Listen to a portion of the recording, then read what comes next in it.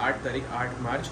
आणि माझं थोडंसं काम होतं म्हणून मी चाललो आहे पेणला आणि तिकडे खूप मस्त अशी कोकणी वाईब्स वगैरे येते. तर मी विचार केला की किंवा एक व्लॉग बनायचा आहे. तर जर तुम्हाला पण असे व्लॉग्स आवडत असतील तर हे जे व्हिडिओ तुम्ही शेवटपर्यंत बघा. तुम्हाला कोकण वाईब्स जे आहे त्याच्यामध्ये मजा खूप येणार आहे.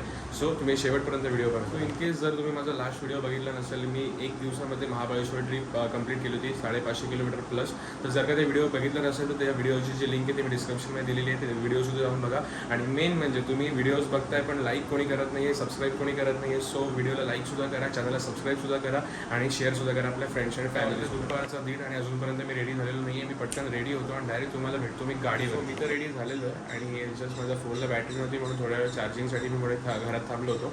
आणि चार्जिंग करता करता मी जस्ट एक नॉर्मल कॉल करण्यासाठी म्हणून मी आकाशला फोन केला. आकाशला विचारलं की बाबा मी तर चाललो आहे पेडला, तुला यायचं असेल तू येऊ शकतो.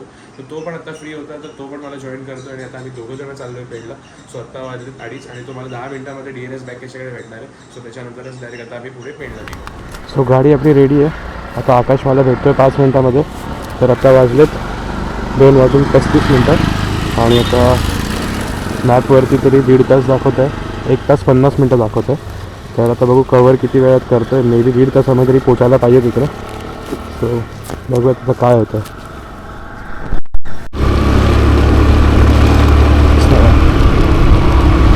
2:35 निघता पण वेळेतच निघालं, काही उशीर झालेला नाही आहे. मोबाईल चार्ज करणं पण तेवढंच गरजेचं होतं. आता बस पुढे जाऊन आकाशला भेटतो आणि आकाशला भेटल्यानंतर मग मॅप लावतो.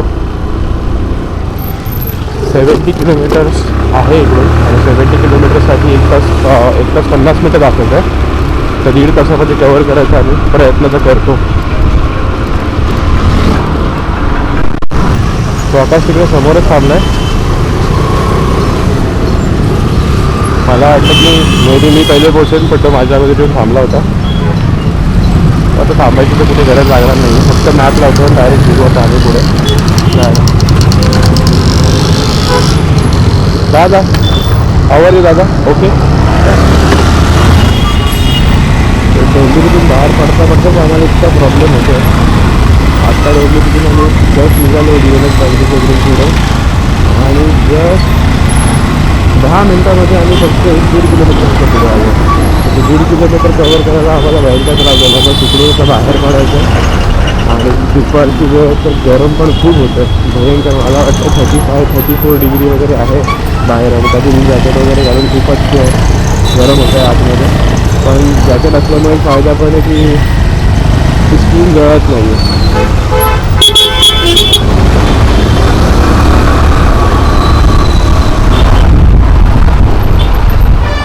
ह्या रोडला शक्यतो कधी ट्रॅफिक लागत नाही, पण इकडे पण कशी काय ट्रॅफिक लागते हे कळलं नाही. मे बी रस्त्याचं पुढे काहीतरी काम चालू असेल.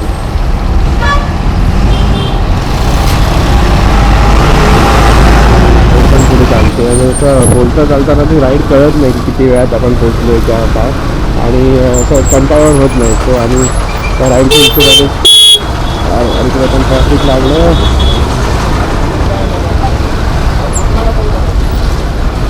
हॉटेल 712 हे हा 16 712 नाही आहे. हे वाला दोघं शक्यतो या रोडला कधीच लाईन लागत नाही बरं का एवढी. तरी लागली खरं लाईन.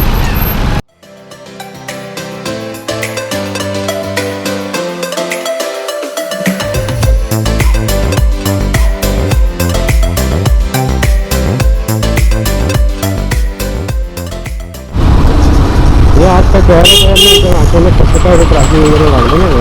जायचं इकडून गाडी जाईल. हा तोपर्यंत पुढची गाडी हलायला नको. जाईल गाडी इकडून पण पुढची गाडी हलायला नको तोपर्यंत. ओके हाच लेफ्ट आहे बरं का. काय एवढं सगळं ट्रॅफिक आहे.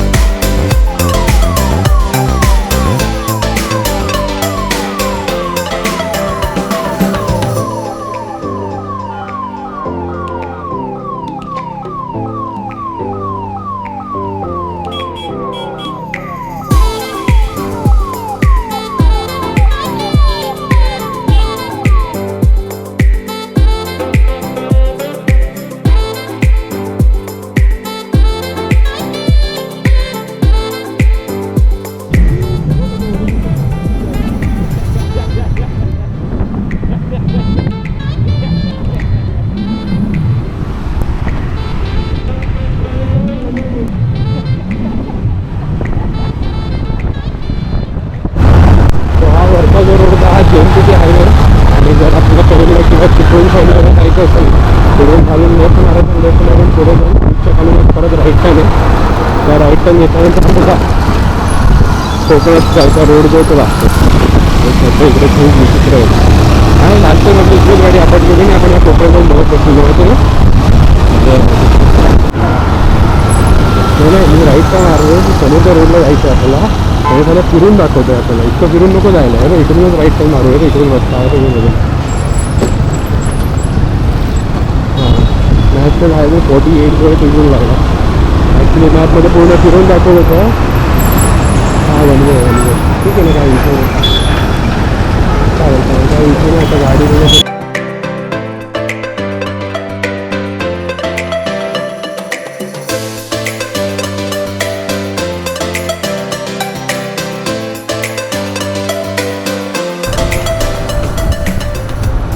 ट्रैफिक लगता कुछ हुआ है क्या आगे? हां मस्तपैकी हे आपण कव्हर तर चांगला केला रोड, पण आता हे काय अचानक भयानक यांनी काढलं आहे. अचानक ट्रॅफिक कुठे लागलं ते काही कळलं नाही. अच्छा हे लोक हे पॅच टाकतात, त्या पॅच म्हणजे जे पट्ट्या आहेत ना त्या पट्ट्या तयार करतात ना, हां त्याच्यासाठी त्यांचं हे सगळं सॅटर्डे वगैरेला करायची काय गरज आहे दादा. कुछ तो हुआ है, कुछ तो हुआ है. गाडी देख रहे हे लोक, काहीतरी चिटकोली विटकोली आहे वाटतं, काहीतरी गाडी वाटते यांनी. हां ट्रकवाल्याला डायरेक्ट थांबवलं बिंबवलं आहे साईडला.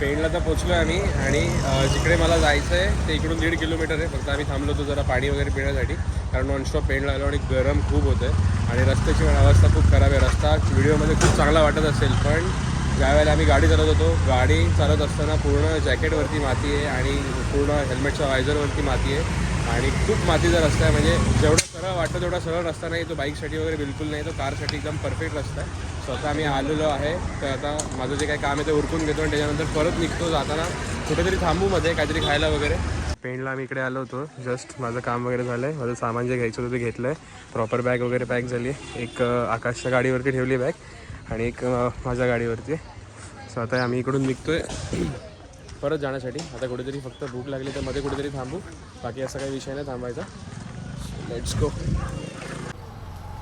तर जिकडे काम होतं तिकडे आलेलो, तिकडचं काम सगळं झालेलं आहे आणि आता वाजले 4:45. इकडे पोचलो होतो तेव्हा 4:15 झाले होते.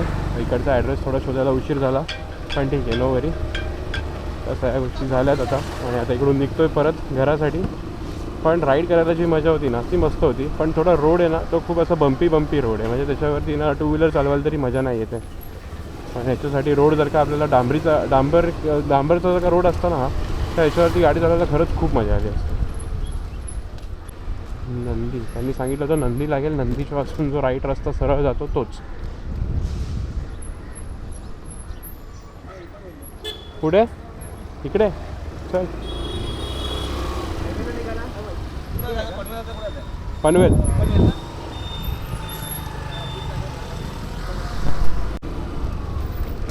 तर पेण हे जे शहर आहे ना हे ॲक्च्युली गणपती मूर्तींसाठी खूप फेमस आहे. इथे गणपती मूर्ती घडवल्या जातात आणि इथे आत्ता आपण आहोत रायगडमध्येच, पण एकदम वाईब आहे ना ही कोकणातलीच येते. असं कुठेतरी आपण वाटतं खेड चिपळूण अशा ठिकाणी आलो आणि आतमधले रस्ते पण तसेच आहेत. अशा कुठे मोठ्या बिल्डिंग वगैरे मला कुठेच दिसल्या नाही. फक्त 1-2 ठिकाणी फक्त 2-3 माळ्याच्या बिल्डिंग होत्या, पण बाकी सगळीकडे बसकी घर आहेत, प्रॉपर बसकी घर आहेत. इकडे कौलारू घर आहेत आणि म्हणजे खूप छान वाटतं इथे असं.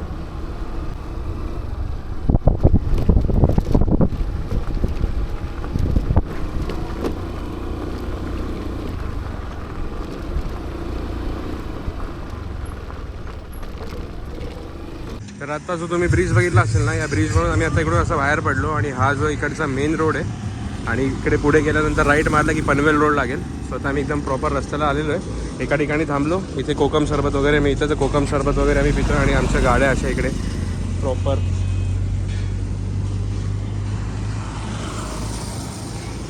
गरम तर इतकं भयंकर होतं आहे. अशा वेळेला कोकम सरबत बेस्ट.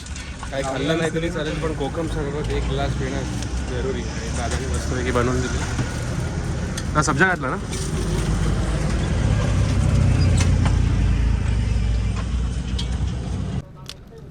Break complete. 5 वाजलेत आता, 5 वाजून 4 मिनटं. आणि आता इकडून मला डोंबिवलीत जायचं आहे, तर इकडून 1.5 तास परफेक्ट आहे. कारण आता येताना पण आम्ही 1.5 तासामध्ये चालू होतो. 1 तास 35 मिनटं लागली होती. जरा रस्ता पण शोधायचा होता म्हणून थोडं पुढे मागे झालं. पण आता इकडून रस्ता कळला आहे कसं जायचं आहे ते. तर माझ्या हिशोबाने 6:30पर्यंत डोंबिवलीमध्ये असू, जर का ट्रॅफिक कुठे नाही लागलं तर. Let's go. तर हाय स्पीडला आहे ना, मी काहीतरी बोलतो आहे, पण ते बोलल्यानंतर ते कॅमेऱ्यामध्ये कॅप्चर व्यवस्थित होत नाही आहे. त्याचं कारण काय की मी माईक लावलेलं नाही आहे. पण नॉर्मल जेव्हा मी जेव्हा गाडी स्लो चालवतो आहे किंवा थांबून जेव्हा व्हिडिओ बनवतो ना, त्याच्यामध्ये आवाज व्यवस्थित येतो आहे. तर आता पुढच्या वेळेला मी काय करेन, जेव्हा कुठे परत पुढच्याला राईडला जायचं ना, त्यावेळेला मी एक वायरवाला माईक घेणार आहे 3-3चा, आणि तो कनेक्ट करेन. मग त्याच्यामध्ये आवाज अजून चांगला होईल. कारण आमचं जे बोलणं होतं ते बऱ्यापैकी चाललेलं होतं. आम्ही दोघं एकमेकांना कनेक्टेड होतो आणि कनेक्टेड असताना आम्ही खूप काही बोलत होतो. पण ते मे बी आता ह्याच्यामध्ये हाय स्पीडला असताना आवाज त्याचा कॅप्चर झालेला नाही आहे. तर आता नेक्स्ट ट्रिपमध्ये मला माईक हा वापरावाच लागेल.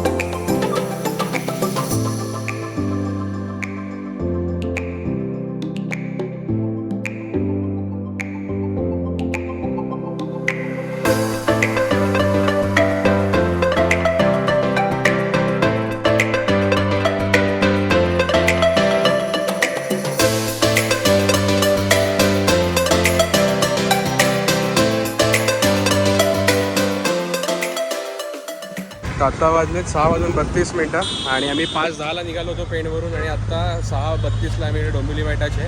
तर गाडी एकदम प्रॉपर व्यवस्थित आली होती आणि आम्ही तर संध्याकाळी 6:30 वाजताच डोंबिवलीमध्ये पोचलो होतो आणि 1 तास 20 मिनटामध्ये आम्ही पेण ते डोंबिवली आलो. सो रस्ता पण खूप चांगला कवर झाला. फक्त जाताना आम्हाला रस्ता माहीत नव्हता, त्याच्यामुळे थोडासा उशीर लागला, पण येताना आम्ही 1.5 तासाच्या आतमध्येच आलो. सो हे आत्ता व्हिडिओ संपवायची वेळ आलेली. तर या व्हिडिओमध्ये इतकंच. जर तुम्हाला व्हिडिओ आवडला असेल तर व्हिडिओला लाईकसुद्धा करा, चॅनलला सबस्क्राईबसुद्धा करा आणि शेअर करा आपल्या फ्रेंड्स अँड फॅमिलीसोबत.